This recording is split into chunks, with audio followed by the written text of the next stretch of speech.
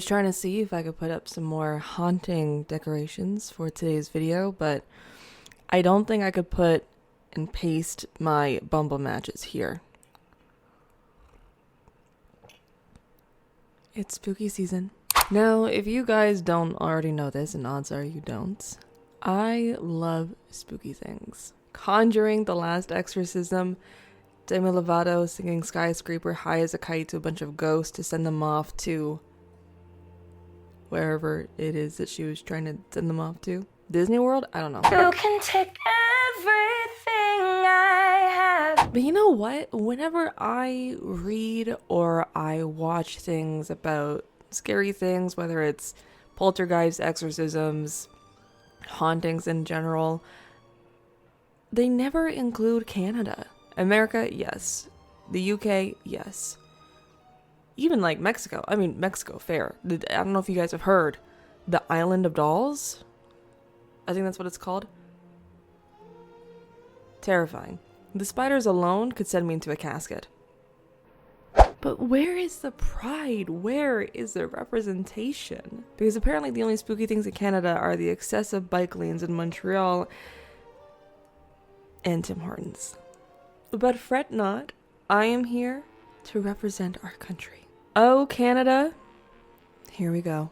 Now listen, Canada is already creepy as hell, which I feel like that sentence is so funny to say. To start off strong, we are the ones responsible for the tale of Wendigos. And if you're unfamiliar, go watch my stream of me playing Until Dawn. You'll get it. And we also have downtown Toronto, which may not exactly be haunting, but the looks of it definitely sends shivers down my spine. Especially the accent. Where did that come from? Who designed it? Who is responsible? I want to know. I want names, addresses, and SIN numbers. Somebody go smoke that youth. Because it's somehow more difficult to listen to than the Newfie accent. No hate to Newfies, by the way. I will love you more than you will ever know. Never change. In fact, make it more intense. I want to be able to not understand you at all. And your insults. Ugh. So good. Really A1, buds. Where was I? Ah, yes. Creepy Canada. Honestly, there's a lot. I've heard of haunted ships, old haunted pubs, poltergeists, and strangely, a lot of headless ghosts. Like a lot. Decapitation was apparently all the rage. I don't quite understand the connection, but c'est la vie. Sorry. I probably used that wrong. I'm sorry. Anyways, today I wanted to pick the top 5 most interesting haunted places in Canada. I'm covering both East and West Coast, so I don't want to hear it in the comments. Territories, you guys are going to have to fight for yourselves. I don't know what to do with y'all. I feel like it's scary enough living up there. I have a heat pad if you want it. No? Tea? Okay. Now, I will have a few honorable mentions, including a haunted doll and a witch family. Never a dull moment. I will also state I'm going to do my best to find footage. All links that I'm referencing will be in the caption in case you guys want to take a look yourselves. As much as I am a believer in the ghost world, a Margul, if you will. Oh my god, I can't believe I wrote that much. But no, I am a believer, but I do not go into anything blindly. Only relationships, apparently. Red flags might as well be ghosts to me. Moving on. Now, before I begin, I will humbly mention that I do have a TikTok right here and a Twitch right there. I would love for you guys to come on over, spend a little time, get to know the family, introduce you to my parents. I would love to see you guys join my League of Legends. Get it? Because Legend of Margot. Can I get copyrighted for that? Hey Siri, am I getting sued? Oh god. Now, starting off strong, we have one that actually hits quite close to home. Mainly because I've been there. Yeah. But before I knew how insanely creepy it was. Kind of. Now, if you go to Montreal and you ask anybody what the most haunted place is, especially if you ask old Concordia students, they will 100% give you this answer. This place was a general hospital founded by Marguerite de Youville Not a great day to be named Margaret, not gonna lie, ladies. Now, it was founded in 1734 for the poor and the sick, which is just all of us now, especially during COVID. Can I get a hell yeah? Okay. But yeah, already immediate red flag. Founded in 1734 and was a general hospital. We've got like almost 300 years of dead people roaming around in those halls. Like, can you imagine the horrors this place has lived through? All the world wars, a good amount of revolutions, the independency of both America and Canada, Princess Diana, Hannah Montana revealing that she was actually Miley Stewart this whole time. I digress. I am talking about no other place than Grey Nuns. A haunting name, may I add. Anyways, nowadays this place now serves as a residency for Concordia students in the heart of downtown Montreal. Now don't get me wrong, this place is beautiful, it's stunning, a work of art, but terrifying nonetheless. Oh, and I forgot to mention, on top of being a convent, hospital, and an orphanage, in 1918 there was a fire that broke out, killed 252 nuns and 53 children. Where are they buried? You might be wondering yourself. In the basement of the residency. Behind a locked door. No entry at all. And of course, lots of students have reported having nightmares, hearing children running and crying, all of that lovely stuff that you definitely want to hear in the middle of the night, knowing that there are children buried beneath you. I've known people who have lived there, and they've told you that the eyes of the nuns are always watching you. Oh, and there's a cross on the corner of the street of the guy who murdered somebody, Jean-Baptiste, what's his name? Jean-Baptiste Goyer. I don't know. Couldn't tell you. I'm just bit ahead. Oh, and his death sentence? Torture wheel. Oh, torture! You just know that was everybody's favorite. I'm not gonna... Where'd I put my Bible? I need my Bible. Now, nombre deux. I'm sorry. I want to apologize not only to the Quebecois, but also to the Acadiens. This is why I don't speak French in public unless forced. Okay, Halifax. Fisherman restaurant. Ever heard of it? Well, you're about to. Now, before it was a restaurant, it actually had many faces. In the beginning, it was a school for the poor, but then that moved on over to Dalhousie, of course. Now, after that, the famous author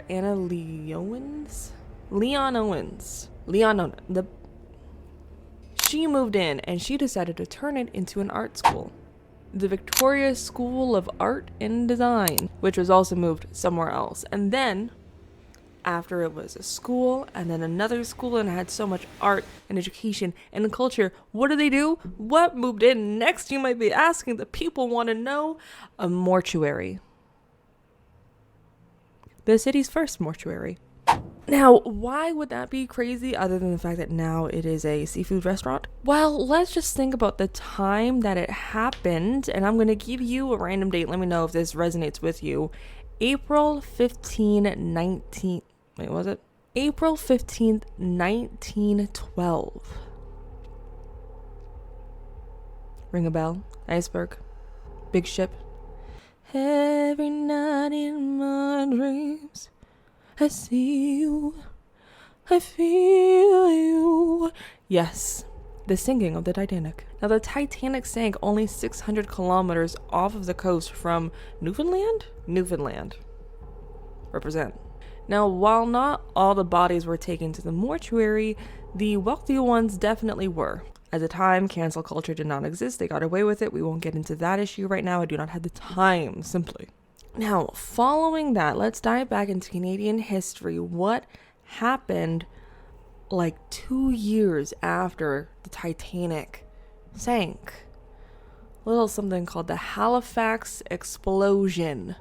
Y'all remember that? Now, these are crazy numbers I'm going to throw out to you guys. But Snow and Company, which was the mortuary name. Beautiful name. Snow and Company. I love it. No. Anyways, they did services for like 2,000 bodies. Is it bodies? Wait, let me check my notes. 2,000 victims at a rate of my notes. 2,000 victims at a rate of 30 to 40 a day. I don't want to think about it. I don't want to talk about it. I'm trying to do the math in my head, and I really just don't like that. Now, the owner of the restaurant said, and this is a direct quote, "Things happen in this building. I've not only heard stories, I've been witness to some of the strange things happen here." Apparently, there was a family that stayed, and a little girl, was walking out of the bathroom or something, and she saw a figure of a young woman drifting down the staircase. Just thinking about it, I don't like how they word it, drifting down the staircase. That's unnecessary, but very effective. Even just doing research, there are so many haunted places in and around Halifax. If you guys want to go on a little spooky trip, go to Halifax. There's also apparently a fire station, the Luxenburg Firestation. Disembodied voices whispering in your ear, smelling food, and then finding out no one's cooking. Okay, the last one is less creepy and more just mean. I'd hate to smell a pot roast, get all excited, head downstairs, get all ready at the dining table, just to find that nobody's there and nobody's cooking anything. Then I had to take my big back up the stairs, back to bed, and have sleep for dinner. So I started filming when we were in the old morgue area, and my camera started malfunctioning right away. The camera was doing really odd things. Now, number 3 is a good one, folks. It's a popular one, and it's eerily similar to the hotel in The Shining. I am talking about none other than the Fairmont Banff Springs Hotel. That's a good one. I know. Don't need to tell me. Now, this is for the West Coasters. I am and have always will be an East Coast girl, but I will admit, y'all got some good stuff. I remember growing up hearing so many ghost stories about this one hotel. So eerie and so creepy. I was always like, what is going on with this place? The most infamous one is about the ghost bride who died on her wedding day as she ascended the staircase. Descended, not ascended. Going down. And then dead. The story was something about she caught on fire and then she tripped trying to put herself out, and then the rest is a ghost story. People will now say that they see a veiled figure in the hallways and dancing in the ballroom. Eerie. Have you guys ever seen Haunting of Hill House? You know the episode, Nellie's episode, where she's dancing alone in the... No! Immediately. I hate it. That's so bad. Traumatizing. Not in this lifetime or the next one. Thank you very much. Now, this one's a cuter one. It's like the most Canadian ghost to ever exist, and it's Sam the Bellman. Now, apparently he haunts the 7th and the 9th floor, the 9th being the most haunted. And he's just like a really nice guy. He's just a really helpful employee. Helps with your bags. I don't know, if your door is jammed, he'll open it for you. He was apparently a real employee at this hotel, and he would always joke that, you know, when he is to die, he'll come back and haunt this hotel, which I feel like we've all said that about our 9 to 5, out of spite. Now, apparently there's also a haunted room, 873, which is now completely off limits, and it's off limits because there was a murder-suicide. Don't know. I'm not the police. I wouldn't know. Now, from all the research that I've done and from what I've known, the 9th floor is the most haunted. The 9th floor is a place where when people check in, they go there, and around midnight, they're all flying out the doors. Apparently also the bathrooms are haunted. I don't want to know why. I don't want to make a joke about that. I'm drinking my tea. I'd rather just move on. Go. Get the hell out of the house now. Get out. It was literally running at me. Go. Now, the 4th one is a special one, I will say, because it is in Moncton, and I was raised there. And this is a tale where you'll really only hear it if you're a resident of Moncton. I used to be a theater kid. Are we shocked? No, we're not. But there is a haunting tale of the local Moncton Capitol Theater. Now, it's still decorated in its original architecture. Beautiful, really stunning. But tragically, there was a renovation done due to a fire that burst out in 1918. Now, if you're there, you'll know almost immediately when you walk in that there was a fire in 1926 and a volunteer firefighter, Alexander Sandy Lindsay, gave his life trying to put out the fire, and tragically he died collapsing on the stage, underneath the stage. And when you enter the Capitol, you will see a photo of him and a little biography and, you know, what he did and who he was. And it's all very, very nice. That is a well-known, 100%, that is a fact. And it's definitely a story that gets told whenever I used to go to camp there, and it was like the hottest story you would hear all summer. People will tell you that when you're on stage, should not be too loud. Sometimes people will tell you that it will feel really hot. People will say, oh, don't jump on it. Don't be too aggressive because, you know, Alexander rests underneath. Also, there's allegedly a little girl ghost. There was a little girl back, I don't know when, back in the day. She was running, wanted to get some popcorn, and she tripped, fell, and passed. People will now say that they will spot a young female in and around the ticket booth area after hours, and that ticket booth area used to be the concession stand. Nothing terrifying, really, but as I said, I do have an honorable mention. The Lutz family. Again, if you're a fellow Monctonian, you will already know this. But if you don't know, the Lutz family is a pretty popular urban legend in Moncton. They were a family that was around during the 1800s. They were a normal family down in Moncton in 17 or 1800s. And by normal, I mean the mother and daughter were accused of witchcraft. And then they were hung after that. But before they were hung, apparently the mother laid a curse on all of Moncton. Average day in the 1700s, what can I say? Now, I believe that there is a slab of concrete that acts as a tombstone for the family that's been locked away in a museum in Moncton. I personally haven't seen it, but it allegedly exists, and apparently people tried to break it due to the curse that the witch laid on Moncton. They thought if they broke it, it would break the curse. I don't know. Although, if y'all have been to Moncton, it's not hard to believe that there is a curse on there. It's rough. Now, there used to be this whole tale about Moncton and the witches and the Pied Piper of Petticodiac and the missing Monctonians. I fell for it when I was in high school, not gonna lie. I did a whole presentation on it. Turns out, not true. I'm like 89% positive it's not true. But I did a presentation on it and I got a pretty good grade, so I'm not mad about that. Okay, the last one on our list is a literal jail hostel.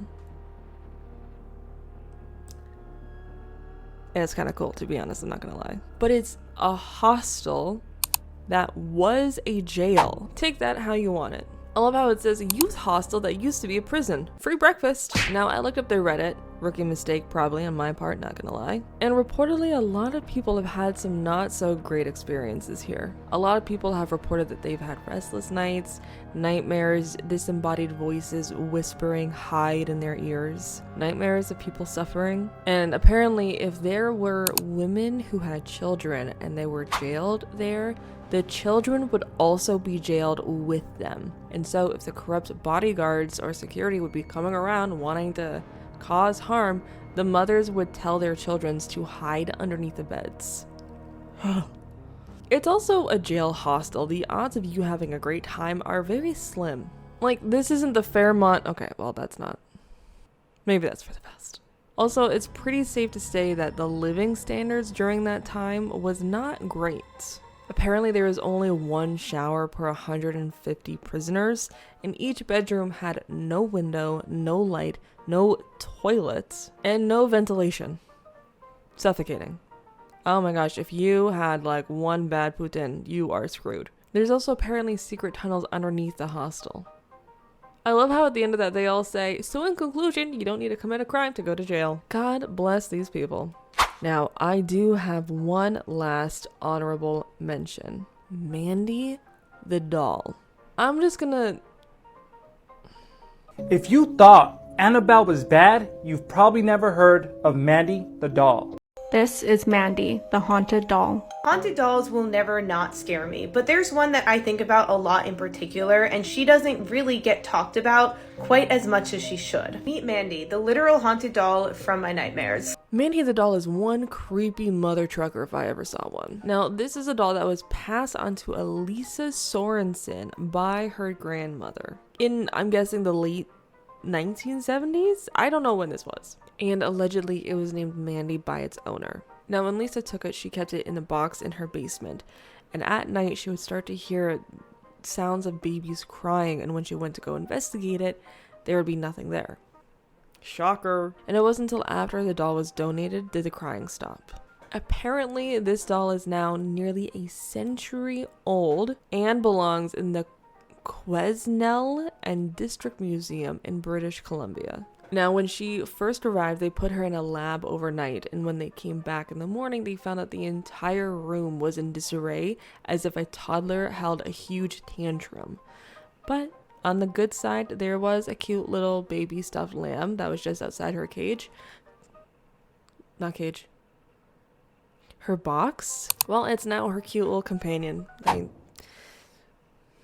Tell each other ghost stories and cuddle and rampage together. Now, some Canadian investigators called the Paranormal Network, which is here on YouTube. They did a full investigation of the Mandy doll, and it is so good. It's so cool. I definitely recommend watching it. I'll have the link down below. They took out a spirit box and they asked her what age she is, and it actually answered, which is sick if you ask me. Mandy, is there anything you'd like to say to us?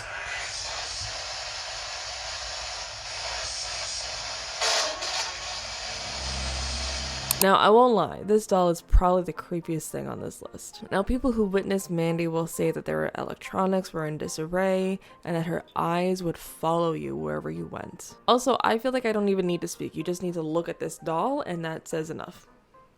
Now, it truly does break my heart that we never talk about Canadian ghost stories, how creepy it could be. There's a few good movies, you know, talk about The Conjuring. We could have a freaking great Nuns thing. Mandy the Doll, I'd watch 3 movies of that. Even myself, I have ghost stories. My dad would have ghost stories. If any of you guys have any ghost stories, let me know. I want to read them. I love this kind of stuff. And I'm getting tired of reading and watching the same movies set in the same place all the time. Where is the diversity in this world? But nonetheless, I really hope that you guys enjoyed this. Any links, all links that I used for research in the videos, they will all be linked down below, so if you want to go check them out for yourself, go on ahead. If you've made it to the end of the video, I thoroughly appreciate it. This has been so fun. I miss recording this stuff. So if you liked it, go ahead, hit the like button, hit the subscribe button, join me on my Discord, my Twitch, my TikTok, Instagram if you want to, and I will see all of you guys whenever next time is. I don't know, join me for a stream. I'd love to have you guys.